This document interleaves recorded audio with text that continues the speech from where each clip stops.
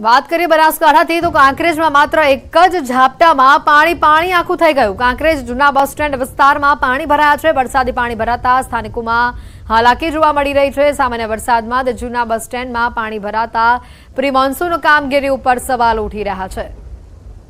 કાંકરેજથી આ તસવીરો આવી રહી છે। વધુ માહિતી મેળવીશું। કિશોર ફોન લાઈન ઉપર સંવાદદાતા જોડાઈ ચૂક્યા છે। કિશોર, જે રીતના આ દ્રશ્યો આવ્યા છે સામે, એક જ ઝાપટું પડ્યું અને ત્યાં આખું કાંકરેજ પાણી થઈ ગયું। કિશોર, ઝાપટું પડ્યું છે અને કાંકરેજના જૂના બસ સ્ટેશન વિસ્તારમાં નીચાણસમા પાણી ભરાઈ ગયા છે અને પાણી ભરાઈ જવાના લીધે સ્થાનિકોને અત્યારે હાલાકી પડી રહી છે।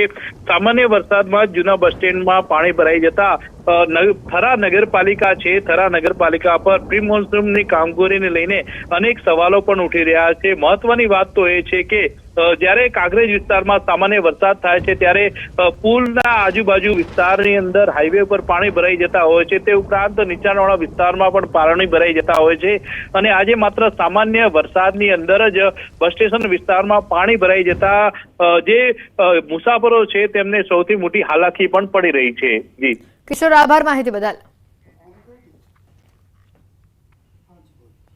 તો અંબાજીમાં સતત ત્રીજા દિવસે વરસાદી માહોલ જોવા મળ્યો। અંબાજી અને આસપાસના વિસ્તારોમાં વરસાદ વરસ્યો। કેટલાક વિસ્તારોમાં ઝાપટાની સાથે વરસાદનું આગમન થયું।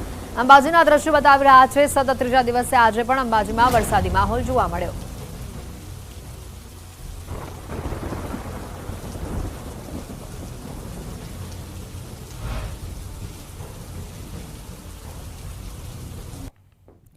અરવલ્લી યાત્રાધામ શામળાજીમાં ધોધમાર વરસાદ થયો। અસહ્ય ઉકળાટ બાદ વરસાદ વરસતા વાતાવરણમાં ઠંડક પ્રસરી। વાવેતર બાદ વરસાદ વરસતા ધરતીપુત્રોમાં ખુશીનો માહોલ જોવા મળ્યો।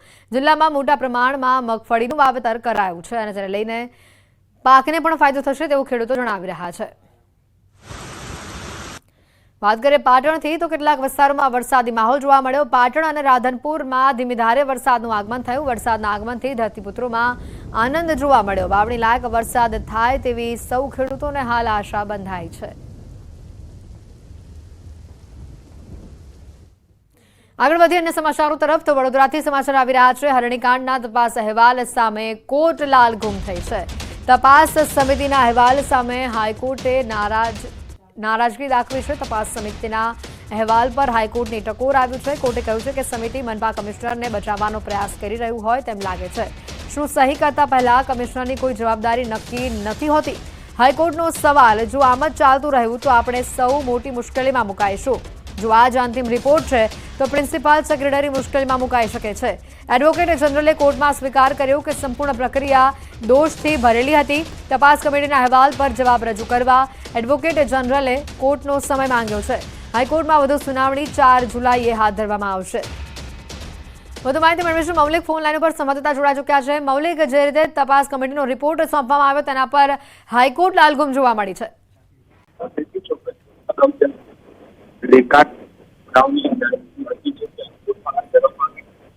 ત્યારે પણ તપાસ રિપોર્ટ સોંપવા માટે કહેવામાં આવ્યું હતું, પરંતુ સમય માંગતા ગવર્નર। બિલકુલ મૌલિક, આભાર માહિતી બદલ। સુરત શહેરનો બસના એક મુસાફરનો કંડક્ટર સાથે માથાકૂટ કરતો વિડીયો વાયરલ થયો છે। દરવાજા પાસે કેમ ઊભો હતો તેમ કહીને બબાલ કરી મુસાફરે બસના કંડક્ટરનો કોલર પકડ્યો। કંડક્ટરે કોલર પકડવાની ના પાડતા પોતાની બેગમાંથી મોટી માત્રામાં રૂપિયાના બંડલ કાઢી કંડક્ટરને બતાવ્યા। કંડક્ટર સાથે બબાલ કરતા કહ્યું કે ખબર છે કે હું કોણ છું, સોજિત્રાના ધારાસભ્યનો પુત્ર છું કહીને રોફ ઝાડી કંડક્ટર સાથે જીભાજોડી કરી। વિડીયો વાયરલ થયા બાદ ધારાસભ્ય પરેશ પટેલની પ્રતિક્રિયા સામે આવી છે। તેમણે કહ્યું છે કે હું ખુદ આ બાબતથી અજાણ છું। આ વિડીયો સાથે મારે કોઈ લેવા દેવા નથી। યુવક પર કાયદેસરની કાર્યવાહી કરવા મ્યુનિસિપલ કોર્પોરેશનમાં જાણ કરી છે। ખોટી રીતે ધારાસભ્યનો પુત્ર હોવાનો રોફ બતાવી કંડક્ટર સાથે જીબાજોડી કરી હતી। કંડક્ટરને નંબર અને ફોટો બતાવ્યો હતો। ફોટોમાં કોર્પોરેટર અને પૂર્વ સ્થાયી સમિતિના ચેરમેન પરેશ પટેલ હતા। તું મારો કોલર કેમ પકડો? પેલા ઈ કે સૌથી પહેલા તું મારો કોલર તારા ભાઈ મારે હું ભિખારી આમ છું, મારે હું પૈસા જોવું હે? તું પેલા કે મારો કોલર કેવી રીતે પકડો? તું ગલેન કે કોઈનો બી છોડો હોય?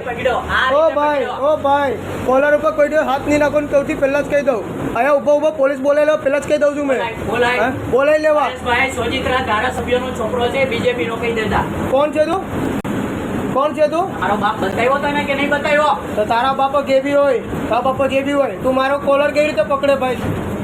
તું મારો કોલર કેવી રીતે પકડે? તો આને ઓળખીને મારે શું કામ? તું મારો કોલર કેવી રીતે પકડો એ કે ચાલ. દરવાજામાં કેમ ઊભો તો? સાઈડમાં જ ઊભો હતો, બોલતો જ નહીં. વરસાદ ચાલુ છે, દરવાજામાં ઊભું રહેવાનું છે. મેં તને એવું કીધું કે આગળના ગેટથી ચડવા લાગજે બરોબર. પોલીસ સ્ટેશન જ્યાં હોય ત્યાં ફોન કરી દે. તું ફોન કરતે ને ભાઈ, પણ તું મારો કોલર કેવી રીતે પકડો પેલા એ કે? કોલર કેવી રીતે પકડ્યો તો પકડ્યો. હું કામ પકડો તે? તમે ઊભો તો એટલે પકડ્યો. હા, રસ્તામાં હું કામ ઉપર ચડીને હું કામ પકડતો તો? અને તું જે બી હોય, આને સમજાવ. તું હમણાં પેલા જે બી ઓન ડ્યુટી છું મેં, મારો કોલર કેવી રીતે પકડ્યો? ધારાસભ્યનો છોકરો છું. અરે ધારાસભ્ય જો તને ઓન ડ્યુટી છોકરો પર હાથ કેમ ઉપાડે છે? કોલર કેવી રીતે પકડે છે તું? તે કોલર કેમ પકડો? ઓન ડ્યુટી છું મેં અત્યારે, ઓન ડ્યુટી છું મેં અત્યારે હાલમાં. તારા ઇન્ચાર્જને ફોન કર. કોણ કર, ઉભો રે. વધુ સમાચાર આવી રહ્યા છે. દુબઈથી ચાલતા સોનાની દાણચોરીનો પર્દાફાશ થયો છે. સોનાના પાવડરની આડમાં થતી હતી તસ્કરી. દુબઈથી ધર્મા નામનો વ્યક્તિ રેકેટ ચલાવતો હોવાનું સામે આવ્યું છે. ટ્રાફિક પોલીસની સતર્કતાથી 80 લાખનું સોનાનું પાવડર કબજે કરાયું છે. ઓઢવ પોલીસે શુભમ પેઠીવાલા, મોહમ્મદ ફરાજ અને ભુવનેશ્વરસિંહ સોઢાની ધરપકડ કરી છે. મુખ્ય સપ્લાયર ધર્મા, રાજેશ અને સોનાનો પાવડર આપનાર ફરાર છે. ઓઢવ પોલીસે સમગ્ર મામલે વધુ તપાસ હાથ ધરી છે.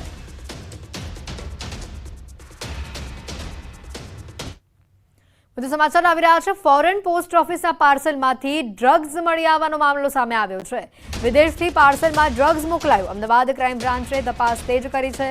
10 લોકોના નિવેદન હાલ નોંધવામાં આવ્યા છે. તમામ યુવાનો હોવાનું સામે આવ્યું છે. ગાંધીનગર, અમદાવાદ અને વડોદરાના લોકોના નિવેદન નોંધ્યા છે. કેસમાં આગળની કડી મેળવવા અમદાવાદ ક્રાઇમ બ્રાન્ચે તપાસ હાથ ધરી છે.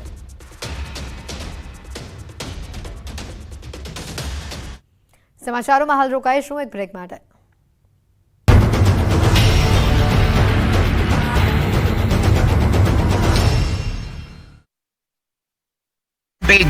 વાવણી લાયક વરસાદથી ખેડૂતોમાં ખુશી.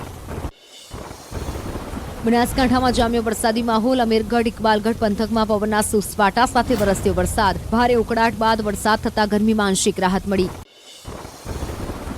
ગીર સોમનાથના કોડીનારમાં 1 ઇંચ વરસાદ. દીવડી, પીપળી, સિંધાજ, અરણેજ સહિતના ગામોમાં ભારે વરસાદ. સૂત્રાપાડા અને વેરાવળમાં પણ 1/2 ઇંચ વરસાદ થતા અનેક વિસ્તારોમાં પાણી ભરાયા. પોરબંદરમાં સિઝનના પહેલા વરસાદે તંત્રની પોલ ખોલી. 2-2.5 ઇંચ વરસાદમાં જ રસ્તા થયા પાણી. લેવલ વગરના રસ્તાના કારણે નથી થતો પાણીનો નિકાલ. પાલિકાની પ્રી મોન્સૂન કામગીરી સામે લોકોમાં રોષ. વેરાવળમાં વરસાદી ખોલી તંત્રની પોલ. વરસાદ પડતા અનેક વિસ્તારોમાં વરસાદી પાણી ભરાયા. પહેલા વરસાદમાં જ બજારમાં પાણી ભરાયા. સટ્ટા બજાર, તપેશ્વર રોડ, સુભાષ રોડ સહિતની બજારોમાં પાણી ભરાતા વેપારીઓ ચિંતિત. સુરેન્દ્રનગર જિલ્લામાં વરસાદી માહોલ. ધ્રાંગધ્રામાં વાદળછાયા વાતાવરણ વચ્ચે વરસાદનું આગમન. ધ્રાંગધ્રાના અનેક વિસ્તારમાં વીજ પુરવઠો ખોરવાયો. શહેરીજનોને ગરમીમાં મળી આંશિક રાહત. બનાસકાંઠાના અમીરગઢમાં મેઘરાજા મન મૂકી વરસ્યા. 15 મિનિટના વરસાદથી મુખ્ય માર્ગ અને અંડરબ્રિજ આગળ ભરાયા ઘૂંટણ.